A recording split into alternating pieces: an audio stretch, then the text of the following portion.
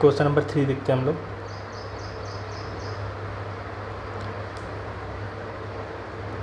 As shown in the figure, a uniform rod O dash of length L is hinged at a point O and held in place vertically between two walls using two massless springs of same spring constant. The springs are connected at the midpoint at the top and O dash. ठीक है, mid दो spring है। पहले वाले case में क्या है कि मिड पॉइंट में और ओ डैश पे एक स्प्रिंग कनेक्ट कर दी गई है इन फिगर 1। ठीक, and the rod is made to oscillate by small angular displacement. The frequency of oscillation of the rod is F1। Suppose इसको छोटा सा डिस्प्लेसमेंट दिया गया होगा, इसको रिलीज़ कर दिया होगा, तो ये क्या कर रहा होगा, ये ऑसिलेट करने लग रहा होगा और उसकी frequency F1। On the other hand, if both the springs are connected at the midpoint of the rods as shown in figure 2 and rod is made to oscillate by a small angular displacement, then the frequency of oscillation is F2। Suppose दोनों spring को mid point से connect कर दिया और फिर से एक small displacement दिया, तो ये क्या करेगा, ऑसिलेट करने लगेगा। इस टाइम पे इसकी फ्रीक्वेंसी F2। हमें ग्रेविटी को इग्नोर करना है, assuming that motion only in the plane of the diagram. Means जो मोशन है वो सिर्फ ऐसे ऐसे ऐसे ही हो रहा है, ना कि ऐसे ऐसे। तो इसको हमें क्या बताना है, F1 F2 का रेशियो बताना है। ठीक, तो अगर मैं फर्स्ट केस लूँ तो फर्स्ट केस में क्या होगा, ये स्प्रिंग है, वो ये रॉड है और यहाँ पर स्प्रिंग कनेक्टेड है। तो अगर मैं इसको इस साइड सपोज़ थीटा डिस्प्लेस करूँ, तो जो फर्स्ट स्प्रिंग होगी उसमें कुछ पोटेंशियल एनर्जी आ गई होगी, है ना। ये फर्स्ट स्प्रिंग है, ये सेकंड स्प्रिंग होगी हमारी।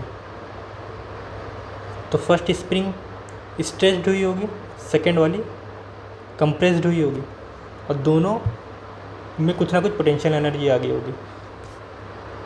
तो अगर मैं इसको कुछ ऐसा बनाऊं, सपोज़ ये पॉइंट ए मानूं, इस पॉइंट को बी मानूं, तो पॉइंट ए में जो ये पूरा सिस्टम है, इस पूरे सिस्टम की पोटेंशियल एनर्जी मैक्सिमम होगी। पॉइंट बी पे इस पूरे सिस्टम की काइनेटिक एनर्जी मैक्सिमम होगी। ठीक, और कंजर्व करना है तो पोटेंशियल एनर्जी और काइनेटिक एनर्जी दोनों को इक्वल कर सकते हैं। पहले हम मैक्सिमम लिख लेते हैं इस केस में। तो P मैक्सिमम वो हमारा क्या आएगा, हाफ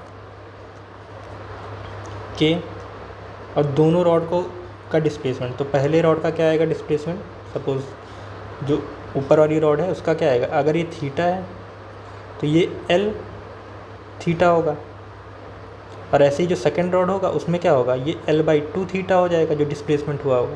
तो यहाँ पर हमारा आ जाएगा हाफ KX² होता है, तो ये हो जाएगा L/2 थीटा इसका स्क्वायर। ये हमारा Pmax आ गया। ऐसे ही हमारा Kmax आएगा। Kmax क्या आएगा, क्योंकि इसमें सिर्फ और सिर्फ इसी प्लेन में ऐसे ऐसे मूवमेंट हो रही है और रोटेशनल ही हो रही है, तो इसका मतलब जो टोटल काइनेटिक एनर्जी होगी वो rotational kinetic energy of the rod होगी। तो हम उसको क्या लिख सकते हैं, I⍵1²।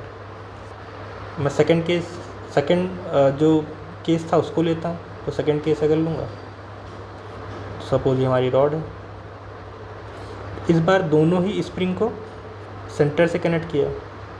इसमें भी क्या करूँ, थीटा डिस्प्लेस करता हूँ। सपोज़ जो डिस्प्लेसमेंट मैंने लिया बहुत स्मॉल है और दोनों में ही सेम डिस्प्लेसमेंट थीटा किया मैंने, तो इसमें भी जो सपोज ये स्प्रिंग 1 है तो इसमें क्या होगा, कंप्रेशन होगा।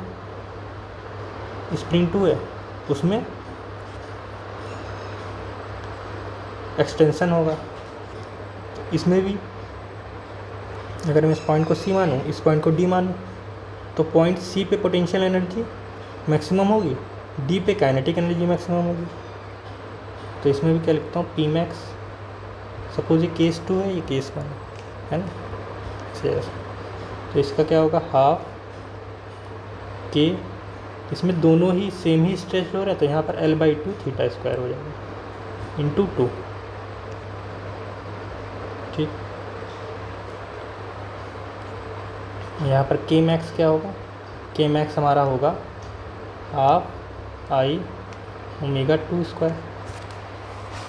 ओके, अब इसमें कुछ हम लोग रिलेशन अगर हम लोग निकालें, पहले तो ये कि law of conservation of energy लगाएं, तो फर्स्ट केस में क्या लिख सकता हूँ मैं, पी मैक्स 1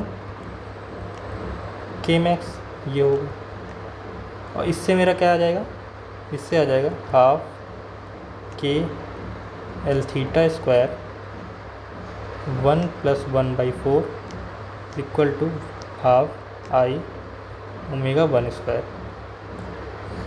इस वाले जो सेकंड केस है उसमें भी अगर मैं कंजर्वेशन ऑफ एनर्जी लगाऊं, तो इससे मेरा क्या आ जाएगा, इससे आ जाएगा हाफ के ठीक है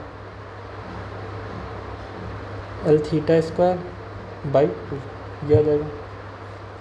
और काइनेटिक एनर्जी क्या है, हाफ आई ओमेगा 2 स्क्वायर ये।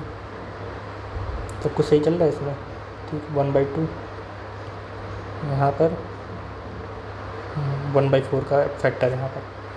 अब मैं इन दोनों को कंपेयर करने का अगर ट्राई करूँ तो कैसे कंपेयर करूँगा, अगर मैं इस पूरे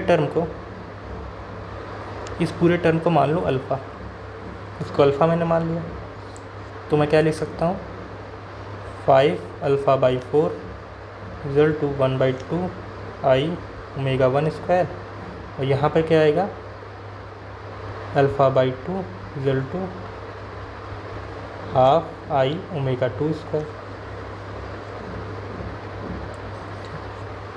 यहाँ से ये कैंसिल हो गया और ये अल्फ़ा की वैल्यू इस टर्म में आ गई, और मैं इसको उठा के इस वाले अल्फ़ा में लिख दूँ 5/2 I omega 2 square equal to half I omega 1 square. Half cancel हो जाएगा, आई कैंसिल हो जाएगा, यहाँ से हमारा क्या आया ओमेगा 1/ओमेगा 2। हमसे पूछा क्या ओमेगा 1/2 की, ओके ठीक, इज इक्वल टू 5।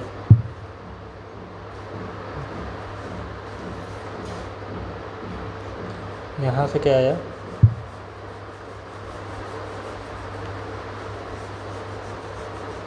कुछ गड़बड़ है क्या इसमें,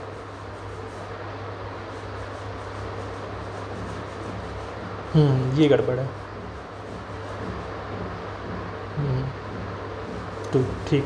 अगर मैंने इसको 2 यहाँ से यहाँ कैंसिल करके यहाँ पर 2 आ गया है, तो यहाँ पर 2 तो होना नहीं चाहिए, तो यहाँ पर क्या होगा, सॉरी यहाँ पर होगा हमारा 2 यहाँ पर रहेगा, तो जब यहाँ पर 2 रहेगा तो ये 5/2 हो जाएगा।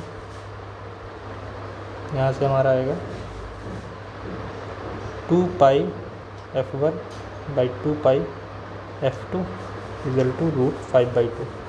हमसे f1/f2 पूछा था, f1/f2 आ जाएगा हमारा √5/2। तो इसका मतलब हमारा जो ऑप्शन नंबर √5/2 ना, ऑप्शन नंबर सी हमारा सही है। ओके।